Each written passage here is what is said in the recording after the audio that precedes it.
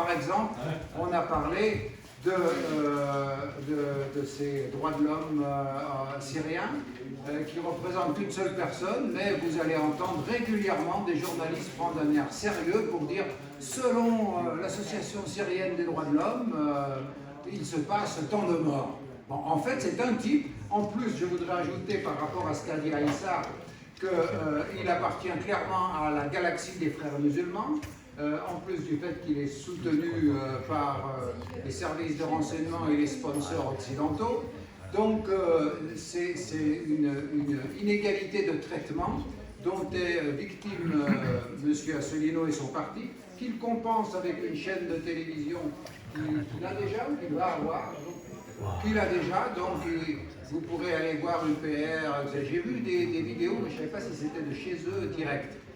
Donc, il a été candidat aux élections présidentielles en France, la dernière fois, et donc il a comme tête d'affiche en quelque sorte de son programme, comme condition préalable pour le reste, parce que c'est pour débloquer les verrous qu'on peut ouvrir la porte et faire d'autres choses, c'est le retrait de la France, de l'OTAN et de l'Union européenne. Et à partir de cette condition-là, alors il est un peu le seul à avoir une position aussi claire, parce que Marine Le Pen était sur ses positions, puis elle s'est retirée. Mélenchon, il a dit ça, et puis après il s'est retiré en disant en dernière analyse on fera ça, mais on essaiera de faire autre chose. Bon, bref, plein de gens sont persuadés qu'il est possible d'infléchir le cours des choses. Moi, je ne veux pas rentrer dans un débat français. Ce que je veux rappeler quand même ici, en tant que chercheur pour la paix et président du JPRI, c'est que je trouve inacceptable que l'OTAN existe encore après la fin de la guerre froide. L'OTAN est une monstruosité. Elle a été construite quand il y avait l'utilité du pacte de Varsovie, comme contrepoids au pacte de Varsovie autour de l'Union soviétique et de ses alliés. Mais depuis qu'il n'y a plus d'Union soviétique et depuis qu'il n'y a plus de pacte de Varsovie, il n'y a aucune raison d'avoir l'OTAN. Et que la raison que l'OTAN s'est trouvée avec les Européens, d'ailleurs, qui ont été complices, pour exister encore, ça a été la guerre contre la Yougoslavie. Il faut quand même se souvenir de ça, c'est qu'on a pris prétexte, là aussi, de fake news, de massacres massifs par les Serbes de minorités, alors que, un, les proportions ne sont pas celles qui ont été dites par les journalistes, que deux, il y a eu des massacres des deux côtés, commis par les Croates et par les Kosovars, dont on ne parle pas, ou quand on les arrête, on les relâche. Bref, et ce qui est grave, c'est que alors que le mur de Berlin est tombé le 9 novembre 1989, la ratification du traité de Maastricht a eu lieu en 1992. Et alors, pendant ces 4-5 ans, personne ne s'est rendu compte que le monde avait changé. 91, 91, c'est la fin de l'Union soviétique. Donc on a construit le traité de Maastricht qui a été le début, en quelque sorte, de l'otanisation de l'Union européenne, parce que c'est pour la première fois dans le traité de Maastricht qu'il est écrit que les pays membres sont d'abord solidaires de leurs accords avec l'OTAN s'ils en font partie. Et que tous les nouveaux pays d'Europe centrale et orientale qui ont adhéré à l'Union européenne ont fait un stage par l'OTAN. C'est quand même assez extraordinaire. Imaginez que pour rentrer dans l'Union européenne, vous allez faire un stage chez une OTAN dirigée par les États-Unis d'Amérique. Oui, c'est ce que j'appelle le stage. On adhère à l'OTAN et ensuite on adhère à l'Union européenne. Donc je ne veux pas développer plus parce que je ne veux pas empiéter sur le travail de François Asselineau, mais moi en tant que chercheur pour la paix qui combat l'OTAN, je ne combats pas l'OTAN par plaisir, je combats l'OTAN parce qu'elle est archaïque. Comme je l'ai dit dans une émission de radio, c'est un animal préhistorique l'OTAN. C'est un animal qui ressemble à ces animaux, les tyrannosaures par exemple, très voraces, mais qui ont disparu, hormis le crocodile. Il reste quand même une espèce de la préhistoire qui a évolué, c'est le crocodile, qui est un animal très résistant, qui se caractérise par une grande gueule et un petit cerveau. Bon. Et alors, pour justifier le maintien de l'OTAN, j'ai entendu, parce que je suis passé dans une émission sur Géopolitis, l'émission suisse, et alors, comme contrepoids à mon passage, parce qu'il fallait quand même que le journaliste montre qu'il prenait du pro et contre à OTAN, on a interrogé le général Paloméros, l'amiral Paloméros, amiral français auprès de l'OTAN. Et alors on lui a dit, mon amiral, quand même, alors pourquoi l'OTAN est maintenu? Vous savez ce qu'il a répondu, l'amiral? Je vous le donne en mille, vous pouvez le vérifier. Il a répondu, on a cherché quelque chose, mais on n'a rien trouvé. Et alors ça m'a fait penser à l'histoire de l'homme un peu ivre qui cherche ses clés sous un réverbère. Vous savez, vous connaissez l'histoire. Écoutez, il faudra que quelqu'un traduise en allemand parce que c'est trop schön pour que je sois fidèle. Vous voyez un homme qui cherche son trousseau de clés sous un réverbère. Et il y en a un autre qui lui dit qu'est-ce que tu cherches, mes clés? Tu les as perdues là? Il dit non, mais c'est là qu'il y a de la lumière. Et ça, je trouve que l'explication de l'OTAN, c'est que là qu'il y a de la lumière, c'est-à-dire que c'est là où on a mis l'éclairage. Donc voilà, moi je voulais faire cette introduction pour faire le lien entre le propos de François Asselineau et le nôtre, chacun dans ses fonctions, c'est que le débat sur l'OTAN est un débat central pour la paix, que l'OTAN s'est transformée, non seulement s'est maintenue, mais a augmenté le nombre de ses membres, contrairement à l'engagement qu'elle avait pris auprès des dirigeants de la Russie soviétique finissante et de la nouvelle Russie. Ils se sont étendus à l'Est, jusque maintenant, y compris aux frontières de l'Ukraine. Et puis, d'autre part, ils se sont donné une compétence totale sur toute la planète. Parce qu'avant, l'OTAN, c'était l'Atlantique Nord, comme son nom l'indique, organisation du traité de l'Atlantique Nord.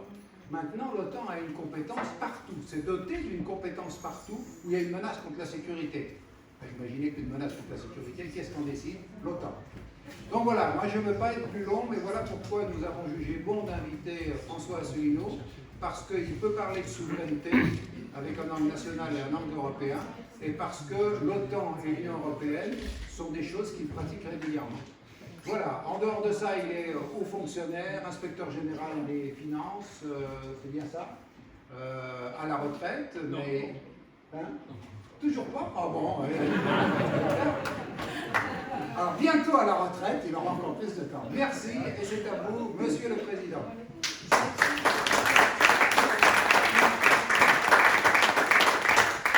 Entschuldigung, braucht jemand die deutsche Übersetzung? Weil wenn ich das für nichts mache, dann ist es sehr anstrengend. Okay, ich habe vorhin gesagt, wenn Sie mich hören, machen Sie ein Handzeichen. Ich habe keine Handzeichen gesehen. Funktioniert das? Spanisch. Spanisch, schnell, wir müssen den Kanal wechseln. Das Deutsch ist Kanal 2.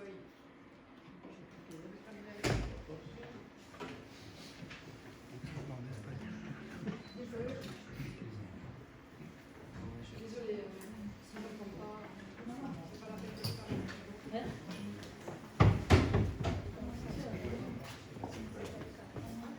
Auf der Seite wieder schwarz, Pünktchen, aber den Kanal wechseln.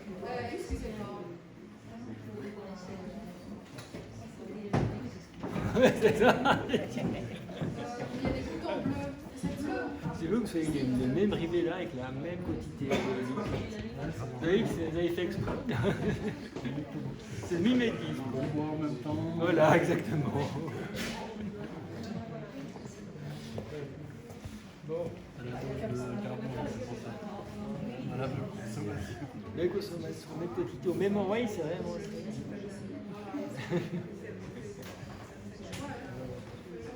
Bon.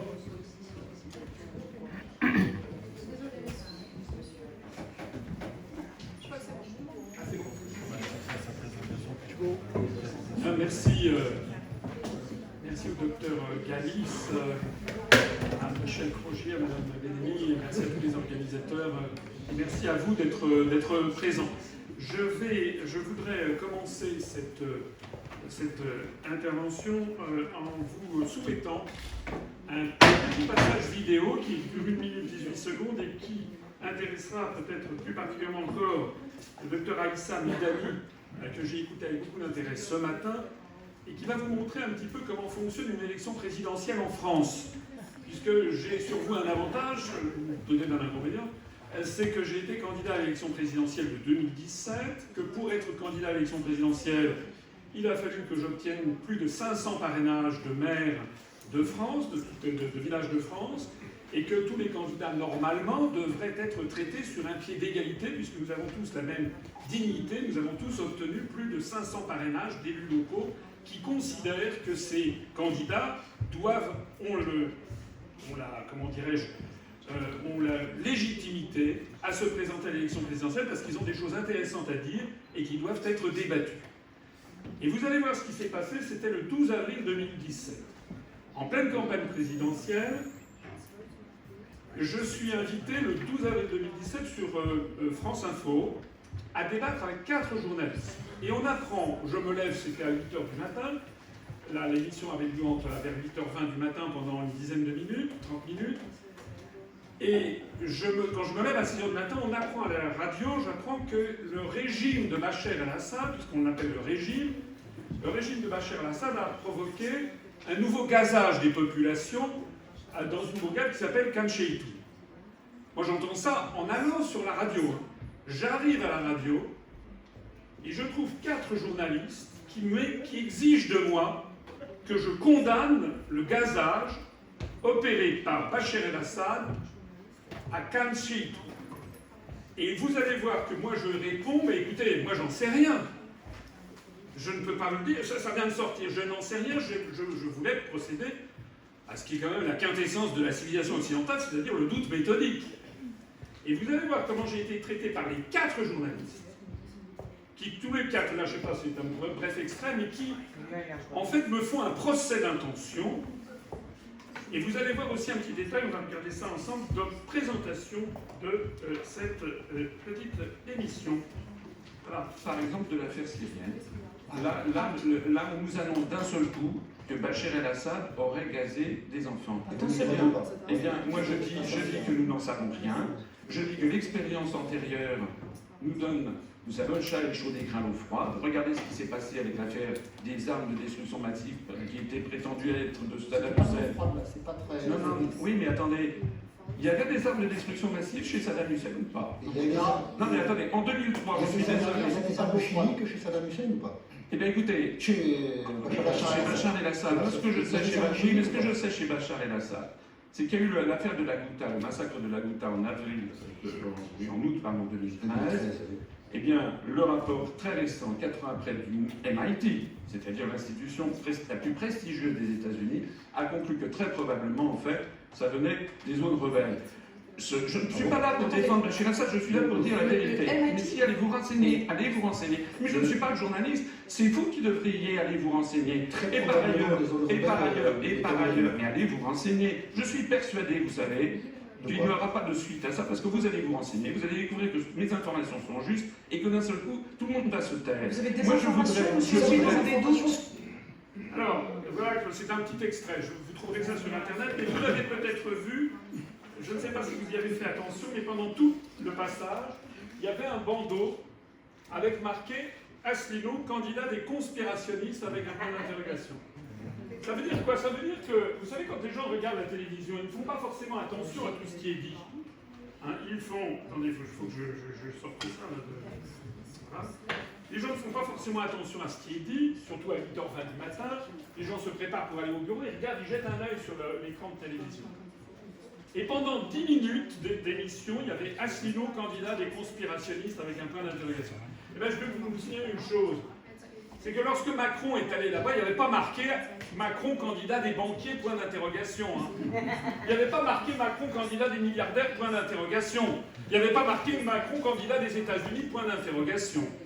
C'est-à-dire que ce sont des procédés subliminaux pour discréditer un candidat. Et vous avez vu d'ailleurs, enfin l'émission, c'est un bref passage, mais l'émission j'étais face à 4 procureurs, ce n'étaient pas des journalistes, c'était des procureurs qui voulaient absolument montrer que j'étais complice d'un gazage, alors que je ne savais pas plus qu'eux d'ailleurs, mais enfin que la suite a montré que c'était plutôt moi qui avais raison en la matière. Je pense que c'est un témoignage qui vous intéresserait. Merci d'avoir choisi France Info pour vous exprimer. Voilà, je pense que c'était un témoignage qui était intéressant à montrer en préambule de mon intervention. Là, je pense qu'on peut couper le texte, hein, parce que sinon ça va être... voilà. Alors, je pense qu'on peut enlever le texte. Hein, voilà.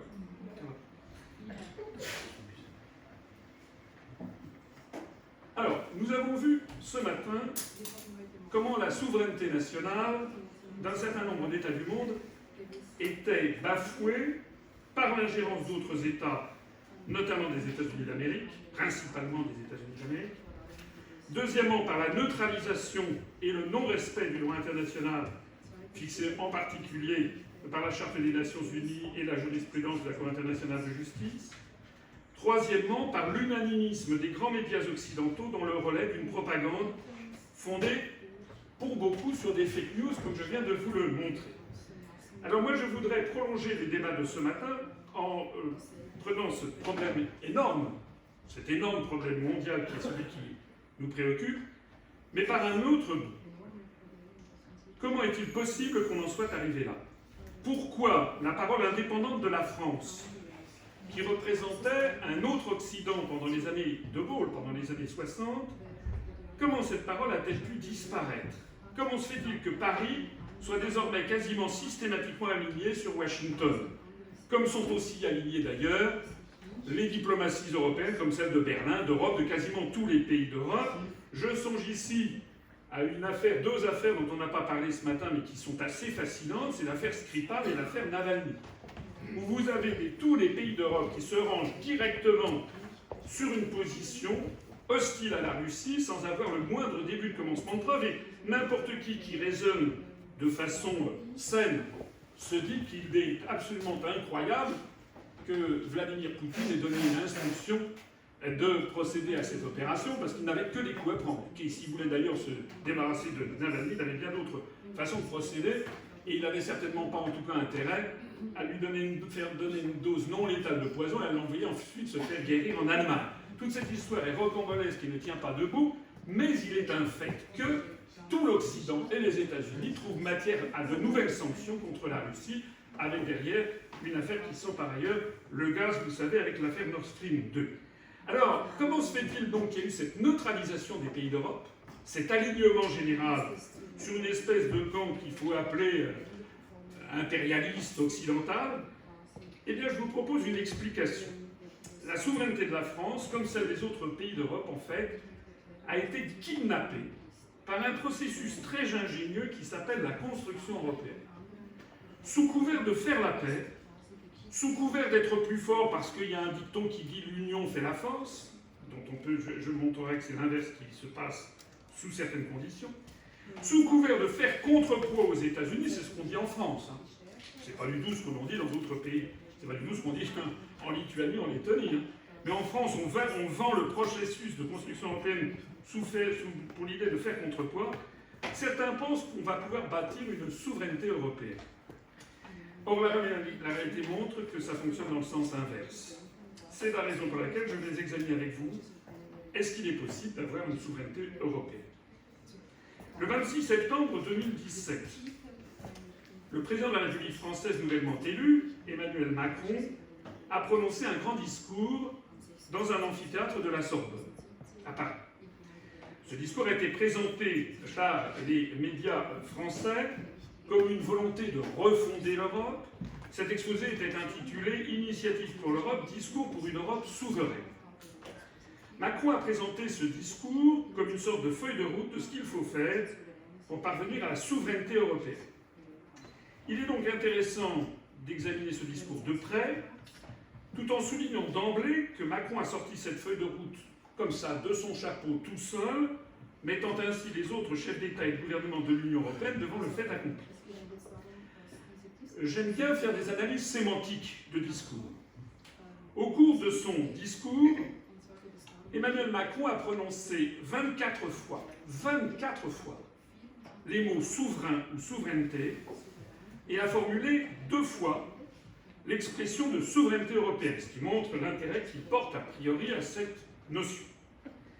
Il a utilisé 46 fois l'expression « nous devons », 37 fois le verbe « doit », 20 fois l'expression « il faut », 1 fois le mot « devoir », c'est-à-dire 104 fois l'énoncé d'une admonestation, d'un avertissement, d'une critique, d'une désapprobation, d'une mise en garde, d'une exhortation ou d'une imploration. Comme le discours a duré 1 heure et 38 minutes, ça signifie que pour parvenir à la souveraineté européenne qu'il appelle de ses vœux, M. Macron a dressé publiquement la liste d'un nouveau devoir, d'une nouvelle tâche à réaliser toutes les 58 secondes pendant 1h38. Ça fait beaucoup. En revanche, dans ce même discours, on trouve 0 fois les mots ou les expressions la géopolitique, le droit international, ingérence, non-ingérence, impérialisme, où il y a la question que pensent les autres, que pensent les peuples. On trouve 0 fois les mots, les expressions intérêts nationaux, élections nationales, démocratie nationale, identité nationale ou électeurs. On trouve 0 fois les mots, les expressions tradition, obstacle, bilan, pragmatique, réaliste ou irréaliste. On trouve 0 fois les mots contradiction, contradictoire, possibilité ou impossibilité. Et on trouve une seule fois en 1h38 le mot impossible dans la phrase.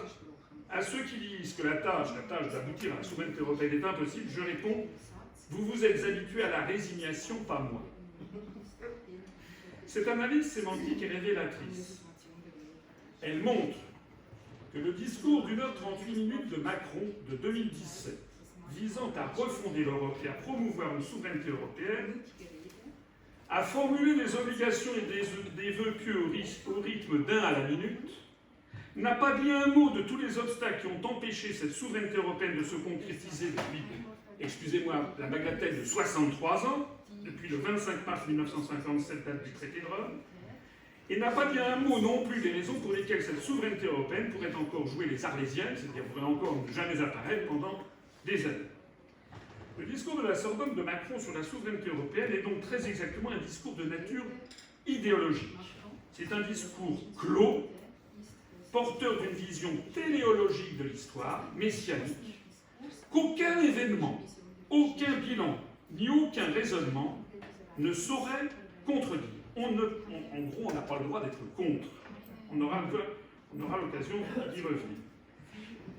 Si nous voulons mesurer la possibilité de bâtir concrètement une souveraineté européenne, puisque c'est le thème de mon intervention, nous devons sortir de ce brouillard idéologique et examiner très prosaïquement ce que sont advenues les propositions concrètes qu'avait faites Macron dans son discours il y a 3 ans. Je voudrais apporter ici d'abord une définition essentielle. En droit international, un État est dit souverain lorsqu'il répond à 4 critères. Premièrement, il est délimité par des frontières territoriales établies. Deuxièmement, à l'intérieur de ces frontières, ces lois s'appliquent à une population précise permanente. Troisièmement, il est gouverné par des institutions qui lui permettent d'exercer une autorité et un pouvoir effectif. Et quatrièmement, il n'est subordonné à aucun autre État. Il est libre, souverain et indépendant. Alors maintenant, reprenons l'essentiel des propositions qui figuraient dans le discours de la Sorbonne de Macron de septembre 2017. Parmi de nombreuses propositions, j'en ai retenu 9, il y en avait d'autres, et j'ai retenu les 9 principales, celles sur lesquelles on peut rassembler les autres. Première proposition, une défense européenne. Emmanuel Macron avait proposé la constitution d'une force commune d'intervention. Quel est le résultat 3 ans après? Il y a une initiative européenne d'intervention qui a en effet été lancée 9 mois après, le 25 juin 2018. Mais il n'y a que 9 pays qui y participent. La France et 8 autres pays, l'Allemagne, la Belgique, le Danemark, l'Espagne, l'Estonie, l'Italie, les Pays-Bas, le Portugal, et puis les 4 derniers méritent qu'on s'y arrête. La Finlande, la Suède, la Norvège et le Royaume-Uni. Pourquoi ça mérite qu'on s'y arrête? Parce qu'il faut noter tout de suite que la Norvège et le Royaume-Uni, qui participent à cette initiative, n'appartiennent pas à l'Union européenne. Et qu'à contrario, 20 États membres de l'Union européenne n'y participent pas. Donc, sauf à vouloir jouer sur la polysémie, la pluralité de sens du mot Europe, on ne saurait voir dans cette initiative de défense une Europe souveraine en matière de défense, puisque le périmètre de cette initiative est tout à fait différent de celui de l'Union européenne. Et je rappelle à l'instant même que l'un des critères d'un État souverain, c'est d'avoir un périmètre, d'avoir des frontières et une population déterminée. Donc là, on joue sur les mots, puisque c'est une défense européenne qui concerne des pays qui ne sont pas dans l'UE, et d'autres et beaucoup de pays qui sont dans l'UE qui ne font pas partie de cette initiative. J'ajoute au passage que la Finlande et la Suède, tout en faisant partie de l'Union européenne, ne sont pas dans l'OTAN, mais que leur gouvernement essaye, face à des populations récalcitrantes, de rentrer dans l'OTAN. Et donc c'est en fait un sas pour faire passer cette défense sous couvert de l'OTAN. Je rappelle que l'article 42 de l'Union européenne, du traité de l'Union européenne, impose que les pays membres de l'Union européenne prennent une politique étrangère de sécurité et de défense, la PESD, qui soit conforme, qui ne soit pas en contradiction avec les objectifs de l'OTAN. Donc cette initiative européenne que M. Macron a présentée comme une Europe souveraine, c'est le contraire même d'une Europe souveraine. C'est en fait une Europe dont le contour dépend de chaque action menée et qui est en réalité placée sous la tutelle de l'OTAN. La deuxième proposition de M. Macron est en matière d'immigration. Il avait proposé de créer, je le cite, un véritable office européen de l'asile qui accélère et harmonise nos procédures. Quel est le résultat 3 ans après? Le blocage est total, tant les différents États membres ont des politiques opposées vis-à-vis de l'immigration, à la fois du fait de leur position géographique. La Grèce ou l'Italie n'ont pas la même position géographique vis-à-vis des pays africains ou du Maghreb ou du Moyen-Orient que l'Irlande ou que la Finlande, mais c'est aussi en raison du poids qu'a pris cette question et de la réponse qu'ont apporté les électeurs dans chaque État. Non seulement l'Office européen de l'asile n'a pas vu le jour, mais marche arrière significative, l'espace Schengen a été remis en cause. Plusieurs États de l'Union européenne rejettent ouvertement désormais le règlement de Dublin qui règle les questions de l'arrivée des migrants. On notera au passage que l'espace Schengen a toujours été refusé par des pays membres de l'Union européenne, naguère le Royaume-Uni, enfin qui n'est tout pas rentré d'ailleurs, le fait qu'il est sorti de l'Union européenne, aujourd'hui l'Irlande, alors que cet espace Schengen inclut en revanche des pays qui ne sont pas membres de l'Union européenne, je pense notamment à l'Islande, la Norvège ou la Suisse. Donc comme pour l'initiative de défense, le périmètre de Schengen est disjoint de celui de l'Union européenne, et il est disjoint de celui de l'initiative de défense. Ce serait donc un abus de langage, une erreur de raisonnement d'y voir un attribut d'une souveraineté européenne, puisqu'encore une fois, ce ne sont pas les mêmes populations qui sont concernées, et ce ne sont pas les mêmes frontières. Troisième proposition de M. Macron, instituer une justice européenne en créant un parquet européen contre la criminalité organisée et le terrorisme pour faire face à, je le cite, l'international du terrorisme et mettre en œuvre, je le cite encore, l'Europe de la sécurité. Alors M. Macron, en fait, se paraît un peu des plumes du pan, puisque ce projet de parquet européen avait été lancé par la Commission européenne depuis 2013, c'est-à-dire 4 ans auparavant. Comme il savait que l'affaire était en cours, il s'était dit « je vais mettre ça dans le paquet cadeau pour montrer quand les gens suivent mes recommandations ». Quel est le résultat 3 ans après, un parquet européen est en cours d'institution en effet et va voir le jour début novembre, dans quelques jours, dans quelques semaines. Mais ça constitue un triple échec pour Macron et pour la France. D'abord parce que les autres États membres ont refusé de voir ce parquet européen s'occuper de la criminalité organisée et du terrorisme. Et ils ont rejeté l'idée de M. Macron. En fait, ce parquet européen ne va s'intéresser aux transactions transfrontières en matière financière. C'est d'ailleurs ce dont s'occupent déjà d'autres organismes internationaux comme TRACFIN, par exemple. Deuxième raison, les parlementaires européens ont rejeté le candidat français, parce que Macron avait un candidat pour présider ce parquet européen, alors même que ce candidat avait été choisi par le Conseil européen conformément aux souhaits de Paris. Enfin, le futur parquet a décidé de rejeter la langue française. C'est en anglais que seront diligentés les travaux.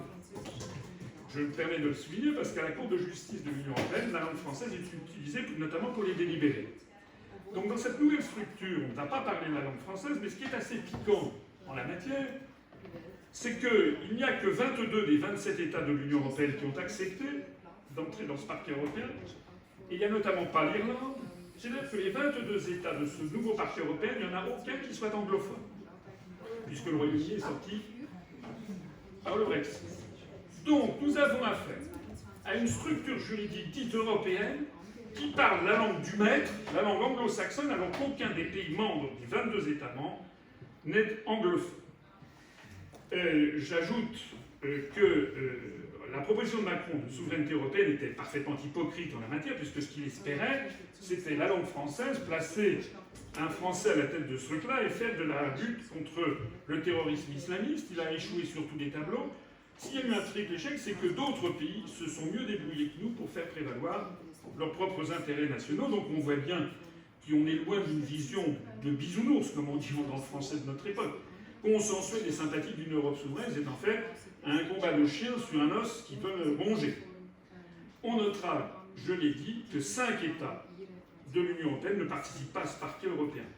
On a donc vu déjà, pour ce que je viens de vous montrer, que l'initiative de défense, l'espace Schengen et maintenant le parquet européen ont chacun des périmètres différents de l'Union européenne. On en est maintenant à 4 périmètres différents. Quatrième proposition de Macron, un budget de la zone euro et un ministre des Finances européen pour avoir un budget européen, une finance européenne. Le résultat 3 ans après, rien.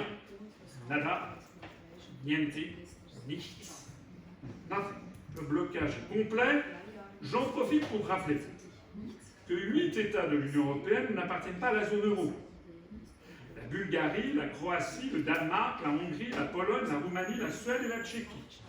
Et j'en profite aussi pour rappeler que 6 États n'appartenant pas à l'Union européenne ont adopté unilatéralement l'euro. C'est essentiellement des micro-États, mais pas que. C'est Andorre, le Kosovo, Monaco, le Monténégro, Saint-Marin et le Vatican. Ça veut dire quoi? Ça veut dire qu'après l'initiative de défense, après l'espace Schengen et le parquet européen, la zone euro constitue donc un 4e périmètre territorial et démographique différent de l'Union européenne. Ce qui rend objectivement totalement illégitime et trompeur de parler par exemple de souveraineté monétaire européenne. 5e proposition, en matière sociale, avoir une harmonisation sociale européenne. M. Macron avait ciblé la directive sur les travailleurs détachés. Il avait proposé de réviser la directive sur les travailleurs détachés. Je pense que tout le monde sait ce que c'est, mais comme je n'ai pas mon temps est un peu limité, je ne vais pas élaborer davantage. En réalité, cette renégociation avait été lancée un mois avant son élection. Quel a été le résultat 3 ans après? Il y a eu une révision de la directive sur les travailleurs détachés qui a abouti le 29 mai 2018, après plus de 2 ans de négociations, mais la montagne a accouché d'une souris. Macron n'a obtenu que la limitation du détachement à 12 mois, alors qu'avant c'était 24 mois, mais c'est 12 mois renouvelables. Donc vous voyez que ça vide complètement de portée la concession obtenue. En contrepartie, les pays d'Europe orientale ont obtenu que le transport routier soit exclu du champ d'application de la directive, alors que c'était justement un des enjeux essentiels pour Paris. Quoi qu'il en soit, cette renégociation de la directive des travailleurs détachés n'avait strictement rien à voir avec la souveraineté européenne. Au passage, M. Macron, dans son discours, avait essayé là aussi de fourguer des intérêts français. Ça avait en revanche tout à voir, cette affaire de renégociation, avec la défense des intérêts nationaux français et allemands contre les intérêts des pays de l'Est, qui sont les principaux bénéficiaires de cette directive. J'irai plus vite. Pour la suite, c'est toujours la même chose.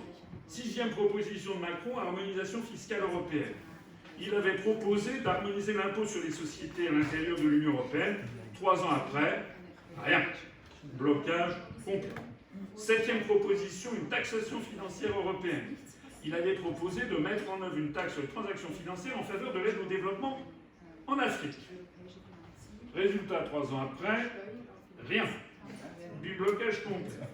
8e proposition qu'il avait faite, la démocratie européenne. Il avait proposé d'organiser, je le cite, des consultations citoyennes sur l'Europe, des conventions démocratiques, pour permettre une refondation européenne. Tous ces palabres devaient censément être organisés en France et dans tous les États membres volontaires. Le résultat, 3 ans après, il y a eu des consultations citoyennes qui ont en effet été lancées dans l'indifférence générale des populations. Il y a eu, paraît-il, 300 ou 400 réunions en France. Il y a des Français peut-être dans la salle, comme moi, ils n'ont jamais entendu parler de ça. Donc concrètement, ça n'a débouché sur strictement rien, si ce n'est que des frais de location de salles et de prestations de traiteurs. 9e proposition, l'éducation européenne. Macron avait proposé la création d'une vingtaine d'universités européennes pour former un réseau d'universités de plusieurs pays d'Europe. Résultat, 3 ans après, rien. On notera notera au passage que dans cette œuvre de visionnaire, Emmanuel Macron n'avait pas songé à parler d'une santé européenne. Avec la pandémie de Covid-19, cette étourderie est désormais réparée. Le président français a enchaîné depuis 6 mois des quantités de discours pour faire d'une Europe de la santé son nouveau cheval de bataille. Avec des résultats aussi insignifiants que le reste, il avait notamment parlé de bâtir un vaccin européen contre le Covid-19. On a appris il y a un mois qu'une entreprise allemande était en train de finaliser la mise au point d'un vaccin contre le Covid-19 avec une société chinoise. Et M. Macron n'a que l'Institut Pasteur pour pleurer. Alors, résumons. Le discours de refondation de l'Europe de Macron, prononcé à la Sorbonne en septembre 2017, devait enfin, paraît-il, sortir la construction européenne de l'impasse et mener à une souveraineté européenne. 3 ans après, il n'a débouché que sur des avancées millimétriques, des reculs majeurs, comme sur Schengen, des blocages tous azimuts, et l'émergence de périmètres de coopération instables et à géométrie variable, on en a noté 5, que ce soit en matière de territoire ou de population concernée. L'échec est aveuglant et il fait penser à ce malicieux proverbe chinois qui enseigne, je le cite, « Quand les lettrés se soulèvent, 3 ans plus tard, il ne s'est rien passé ». Et là, on pourrait paraphraser ce proverbe chinois en disant « Quand Macron fait un discours, 3 ans après, il ne s'est rien passé ». Alors, pourquoi un tel fiasco ? Le fiasco du projet de refondation de l'Europe représente en fait une énième illustration du phénomène que le philosophe français Paul Thibault, proche de Jean-Marie Daubenac, d'Emmanuel Mouillet, avait repéré voici plus de 20 ans, à savoir que la construction européenne, je cite Paul Thibault, est obsédée par ses pouvoirs et indifférente aux résultats qu'elle obtient. Et pourquoi en est-il ainsi ? Je vous propose de faire de nouveau un petit retour à l'analyse sémantique du discours de la Sorbonne d'il y a 3 ans.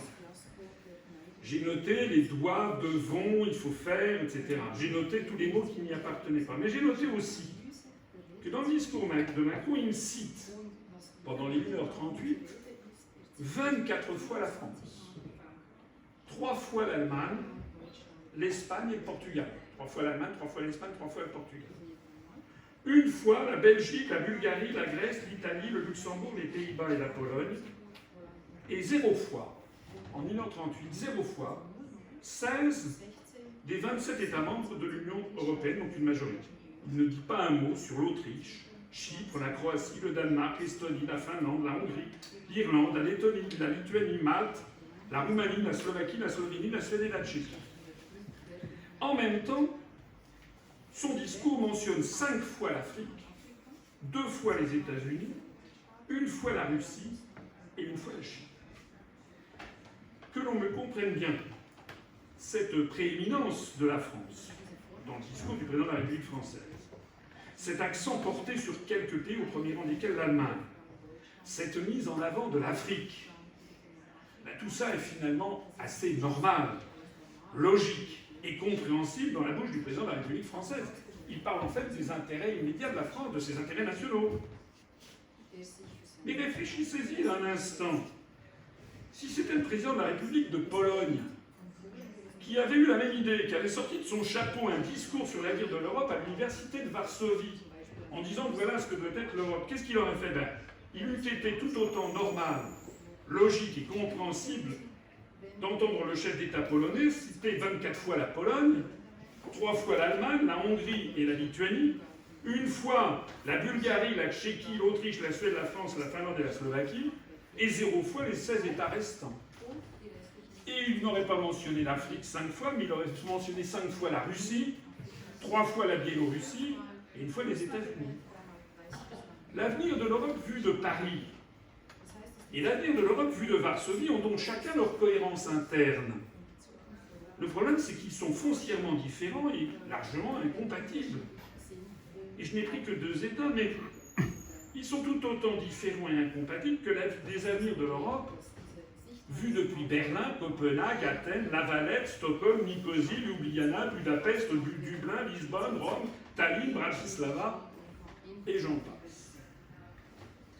Nous touchons là au cœur même de la question des blocages permanents de la construction européenne qui empêchent l'émergence d'une souveraineté européenne. Le fait de cacher un problème aussi monumental que la divergence irréductible des intérêts nationaux, des situations géopolitiques, des traditions politiques et syndicales, des tissus économiques, des avantages distinctifs en matière d'agriculture, en matière d'industrie, en matière de sciences, des liens tissés par l'histoire avec telle ou telle partie du monde. Cette divergence irréductible entre les États est un problème monumental. Alors on peut le cacher, comme on glisse les poussières sous le tapis, mais ça n'empêche pas ce problème d'exister et de produire ses effets dévastateurs. Je vais prendre deux exemples. Dans son discours de 2017, il y a 3 ans, Macron n'a pas mentionné Malte, je le disais. Parce que vu de Paris, Malte, c'est un confetti, c'est 200 000 habitants. Bien sûr, officiellement, tout le monde s'en fiche de l'île de Malte. Mais c'est à tort. Parce que Macron a eu beau ne pas mentionner Malte dans son discours de la Sorbonne, c'est bel et bien la toute petite île de Malte, géographiquement proche de la Libye et politiquement proche de la Turquie, qui a mis son veto au financement européen commun des coûts de l'opération navale Irini de l'Union européenne en Méditerranée. Cette opération qui était destinée à faire respecter l'embargo sur la livraison d'armes en Libye décidé par l'ONU, la France s'y est retrouvée toute seule. D'abord parce que les autres ne voulaient pas mettre d'argent, parce que la Malte avait bloqué le système, et d'autre part parce que l'Allemagne ne souhaite pas se brouiller avec Ankara, on l'a vu également en Méditerranée orientale, et l'Allemagne a laissé tomber la France comme une vieille chaussette. Donc Malte a bloqué le système, et la France s'est retrouvée toute seule, et donc elle a mis un terme à l'opération Irini. Deuxième exemple. Emmanuel Macron a eu beau ne pas mentionner l'Autriche et la Finlande dans son discours de la Sorbonne du 26 septembre 2017. Ce sont bien ces pays qui font partie du groupe des pays dits frugaux qui ont multiplié les obstacles à la mutualisation des dettes de l'Union européenne avec le soutien en sous-main de l'Allemagne. Ce sont eux qui ont transformé le prétendu moment hamiltonien, vous avez peut-être suivi ça, la presse française, c'est gargarisé du moment hamiltonien parce que on a dit ça y est, enfin il va y avoir des dettes communes à l'Union européenne, ce qui est totalement faux. Ce n'est pas des dettes communes à tous les pays, c'est une dette souscrite par la Commission européenne. Ça avait déjà eu lieu. Là, le montant est plus important. Le problème, c'est qu'il n'y a pas de mutualisation des dettes avec ce système. Il y a simplement la Commission européenne qui s'endette et des États qui continuent à avoir, de même qu'ils se répartissent les frais de la Commission européenne, mais ils rembourseront la dette de la Commission européenne. Ce sont eux, en tout cas ces pays, qui ont transformé ce prétendu moment hamiltonien de la fin juin dernier, l'emprunt réalisé par la Commission européenne, en un désastre financier pour la France, que l'on cache soigneusement aux Français. Je n'ai pas l'occasion ici de vous expliquer pourquoi, je vous renvoie à notre site upr.fr et à notre chaîne de télévision UPR TV, dont parlait d'ailleurs tout à l'heure le Dr Galis, où nous avons 150 000 abonnés, ce qui est la chaîne la plus suivie de tous les partis politiques français. Je montrais que la France se gargarise, paraît-il, de recevoir 40 milliards d'euros dans les mois et les années qui viennent de la Commission européenne. On nous dit moins que les Français devront rembourser sans doute 100 milliards d'euros. Parce que nous participons, depuis le départ du Royaume-Uni, pratiquement à 20% du budget de la Commission européenne. C'est une arnaque incroyable. Merci l'Autriche et la Finlande, et puis merci surtout l'idéologie qui gouverne les actions de M. Macron. Alors maintenant, j'en arrive au morceau de choix. Comment parvenir à la souveraineté européenne? Comment faire pour surmonter les blocages qui viennent d'être analysés et parvenir enfin à ce saint Graal de la souveraineté européenne? Alors pour simplifier, j'ai repéré 4 façons de répondre à cette question qui engage, mine de rien, l'avenir de tout un continent, mais pas seulement l'avenir de tout un continent. Comme je le disais au début de mon intervention, c'est aussi, ça concerne le monde entier, puisque de cette souveraineté européenne dépend ou non, par exemple, la réponse de la France, la diplomatie française vis-à-vis du Moyen-Orient. Il y a 4 façons de répondre à cette question qui engage l'avenir de tout un continent et à laquelle il n'a toujours pas été trouvé de solution depuis 70 ans. 70 ans, c'est la déclaration Schuman de 1950. La première réponse à cette question, qui est aussi la plus fréquente, c'est tout simplement le déni et le refus de voir le problème. C'est en fait le cas le plus général. C'est en particulier la réaction qui prévaut dans tous les grands médias en Europe et en particulier en France. En France, tous les grands médias, et tous, toutes les radios, toutes les télévisions, tous les journaux, tous les magazines, sont tous pour la construction européenne. Ils chantent tous en chœur les vertus de l'Europe, sa prétendue puissance en devenir, ses prétendues valeurs démocratiques et pacifiques. Il n'y a pas ce que l'on a constaté au Royaume-Uni au moment du référendum sur le Brexit. Il y avait au moment de ce référendum un certain nombre de journaux, notamment le Daily Telegraph, mais aussi des tabloïds qui ont fait campagne pour le Brexit. Au Royaume-Uni, vous avez eu une tribune signée par 343 chefs d'entreprise qui ont appelé à voter pour le Brexit. Il y a un débat démocratique qui a eu lieu au Royaume-Uni. En France, c'est impossible, et j'en suis le témoignage vivant, puisque étant le seul candidat sur 11 candidats qui proposait aux Français de sortir de l'Union européenne en 2017 pour la campagne présidentielle, d'abord j'ai eu droit à moins de 1% de temps de parole, alors que M. Macron a eu droit à 24%. Parce qu'après, il y a des Français qui me disent « oui, mais les Français ont tranché, ils ont préféré Macron ». Oui, d'accord. Et comment les Français peuvent-ils voter pour quelqu'un qu'ils ne voient pas? Non seulement M. Macron a eu 24%, Mme Le Pen 20%, M. Mélenchon 18%, mais ce sont des gens, ça c'est ce que nous appelons nous la fausse opposition, puisque M. Mélenchon, Mme Le Pen, M. Dupont-Aignan, tous ces gens-là critiquent l'Europe, mais ne proposent jamais d'en sortir, ni de sortir de l'euro, ni de sortir de l'euro. En France donc, il n'y a pas de débat sur ces sujets. Par ailleurs, il taxe par principe de populisme, d'anachronisme, de complotisme, d'extrémisme tous les esprits libres qui constatent que les pays d'Europe s'enfoncent dans le désastre économique et social, dans l'appauvrissement général et dans la dictature politique, et qui essaient d'y trouver des explications et des solutions. Il y a une deuxième réponse qui est apportée au problème que j'ai mis sur la table, qui revient à éluder le problème, mais d'une façon moins indécente, un peu plus intellectuelle. C'est la réponse de tous ceux qui s'inspirent de la célèbre formule de Jean Cocteau dans Les Mariés de la Tour Eiffel, qui disait « Puisque ces mystères nous échappent, feignons d'en être les organisateurs ». C'est-à-dire, c'est un truc très français, c'est de prendre l'air suffisant de celui qui maîtrise quelque chose qu'il maîtrise. C'est en jouant sur ce registre finot que l'ancien président de la Commission européenne, Jacques Delors, avait décrit l'Europe en construction comme un objet politique non identifié, un ovni, en faisant référence aux ovnis mystérieux dont nul n'a jamais pu prouver l'existence. C'était dans un discours tenu à Luxembourg le 9 septembre 1985, il y a donc 35 ans. 15 ans après, dans un entretien paru dans le journal Le Monde du 18 janvier 2000, le même Jacques Delors annonça sans rire que l'Union européenne devait être, je le cite, une fédération d'États-nations. Un peu à la politique, ce que le chaud-froid de volaille est à la gastronomie, c'est-à-dire un oxymore, une alliance de contraires. Comme la présentation des collections de haute couture avenue Montaigne pour la saison printemps-été, cet oxymore ronflant lança une mode très parisienne.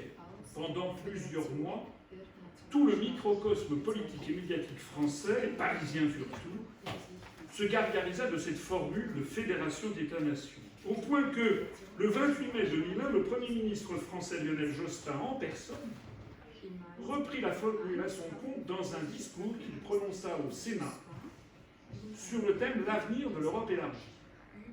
Je cite l'ancien Premier ministre français Lionel Jospin. « Je fais mienne cette belle idée de fédération d'États-nations.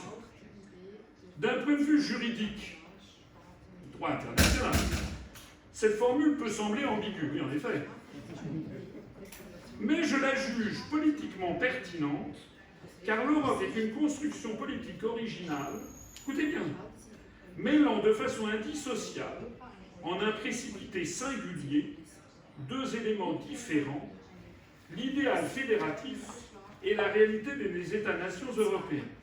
C'est pourquoi la notion de fédération d'États-nations traduit avec justesse la tension constitutive de l'Union européenne.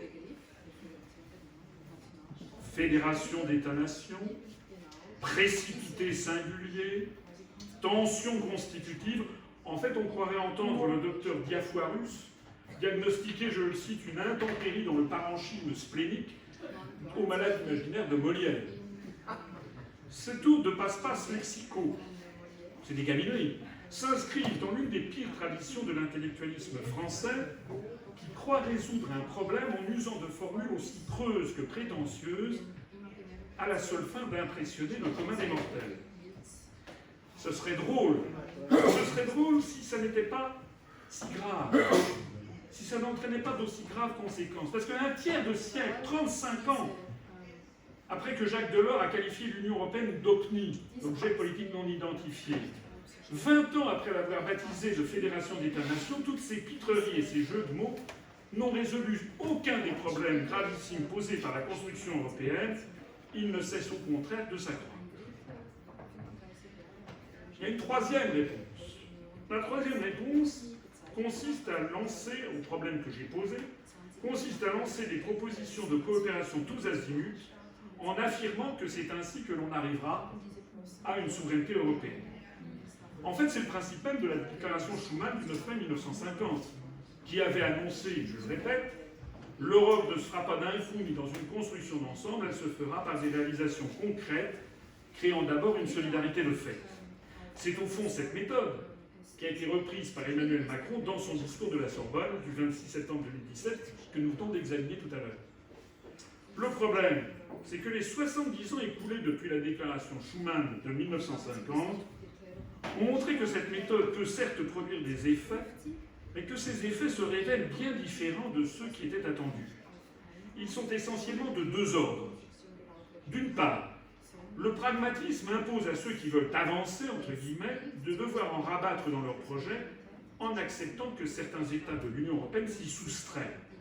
Du fait de l'impossibilité de surmonter le principe d'unanimité, qui est consubstantiel à la souveraineté des États membres, le pragmatisme a imposé soit de faire du surplace, il ne se passe rien, j'en ai égrené toute une série d'éléments, soit d'accepter un nombre croissant d'exceptions et des périmètres disparates pour faire telle ou telle innovation.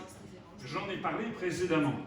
L'Union européenne, la zone euro, l'espace Schengen, l'initiative de défense, le parquet européen constituent, par exemple, 5 périmètres différents de territoires et de peuples.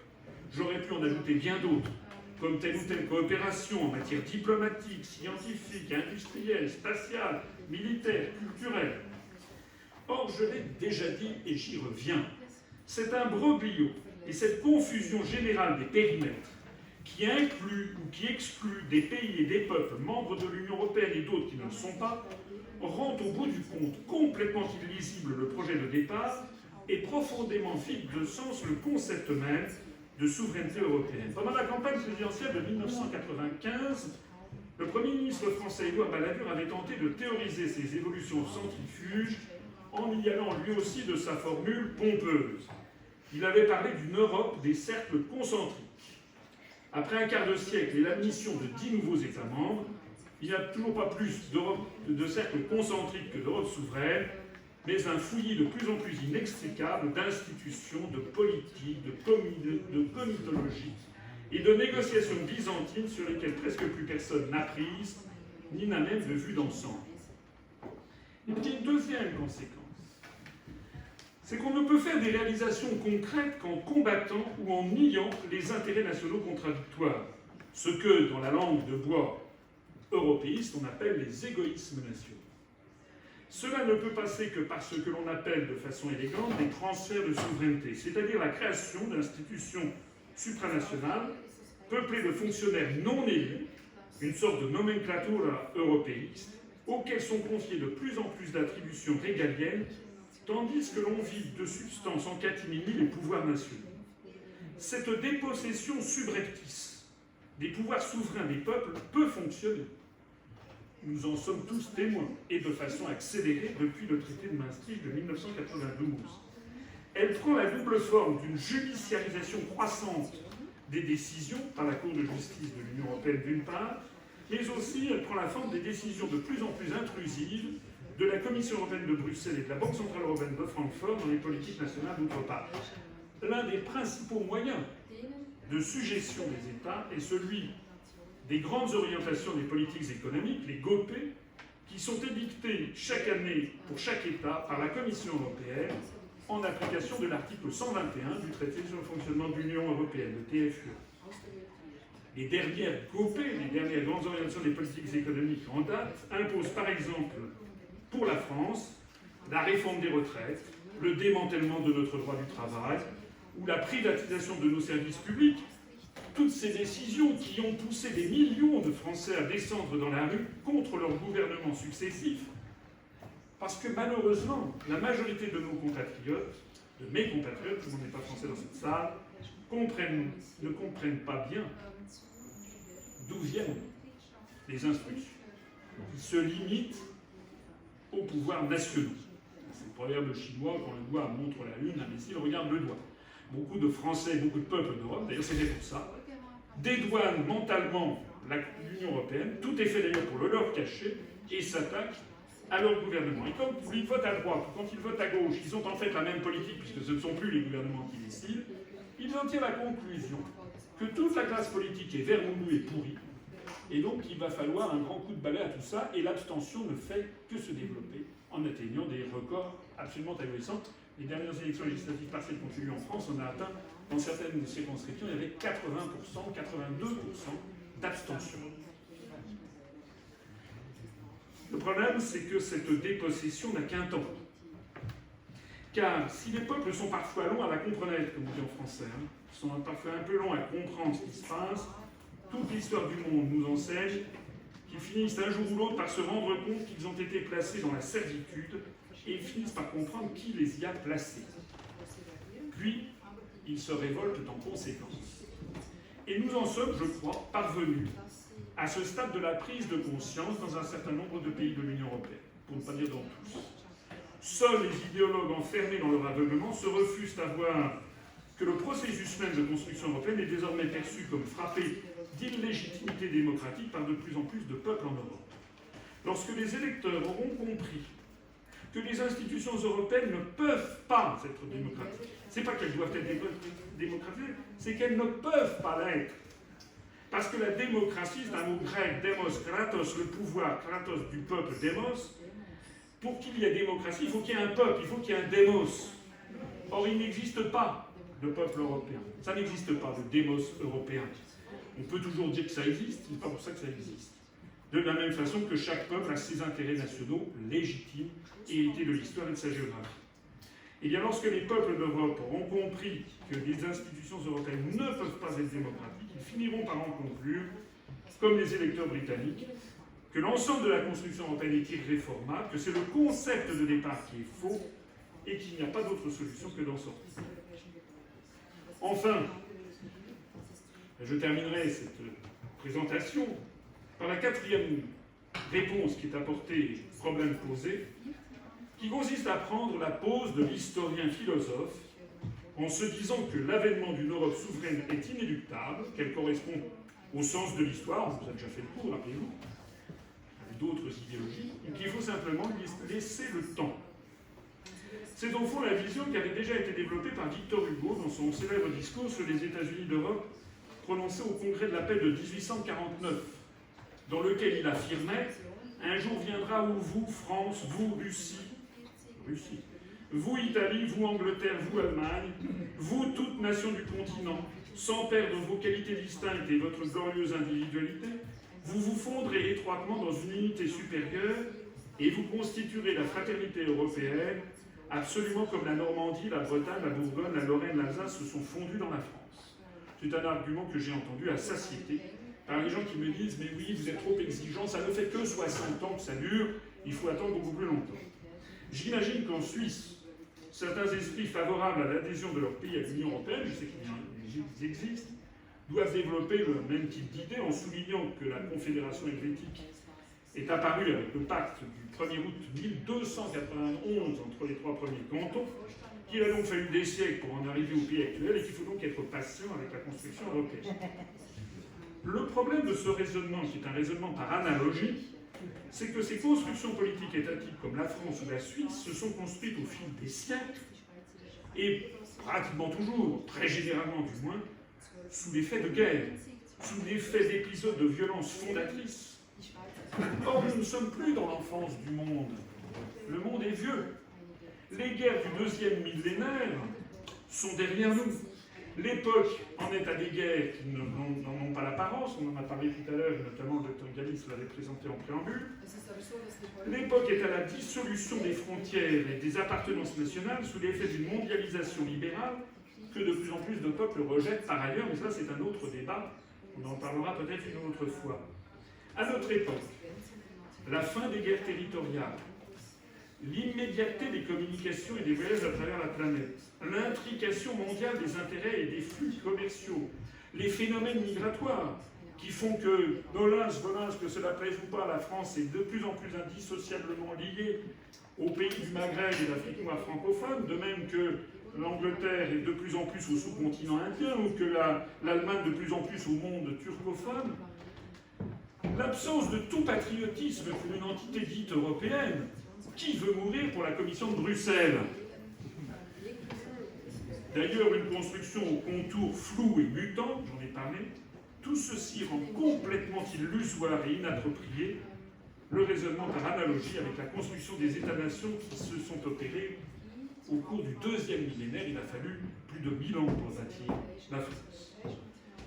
Vous me permettrez de conclure ma longue communication, trop longue, par une référence et une citation. Ma référence est celle du manuel de stratégie chinoise des 36 stratagèmes qui date de l'époque Ming, parce que Mao Tse-tung avait interdit la publication, qui a été republiée depuis une trentaine d'années. Et l'un de ces 36 stratagèmes consiste dans le stratagème des chaînes. En gros, ce stratagème nous explique que la meilleure façon de neutraliser les adversaires potentiels est de les forcer à s'unir contre vents et marées, contre toute logique, afin qu'ils se ligotent dans des chaînes autobloquantes.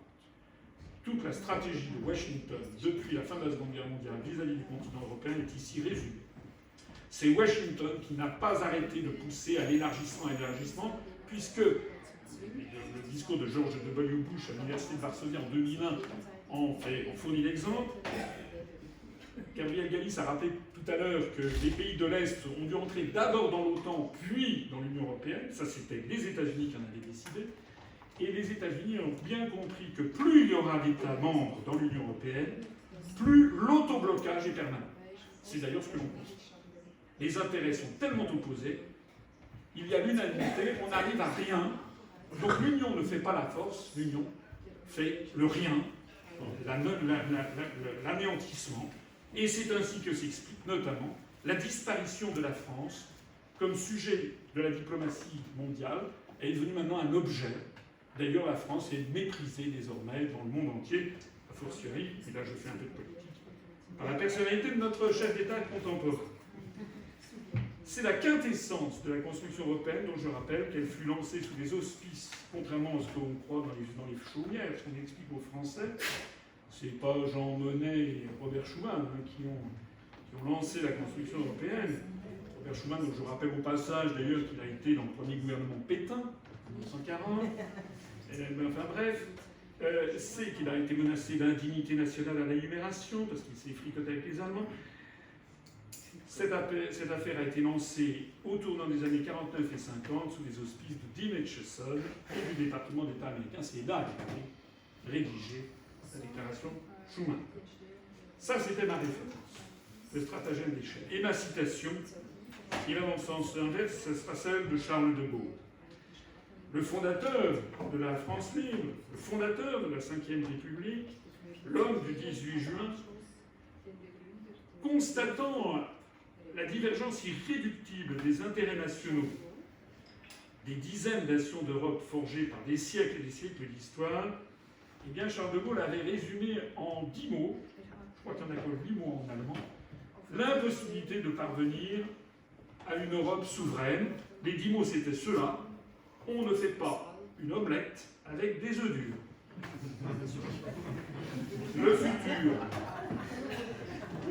Le futur va nous enseigner qui sera le plus fort entre le stratagème des chaînes et l'impossibilité d'une omelette faite avec des œufs durs. Je vous remercie de votre attention.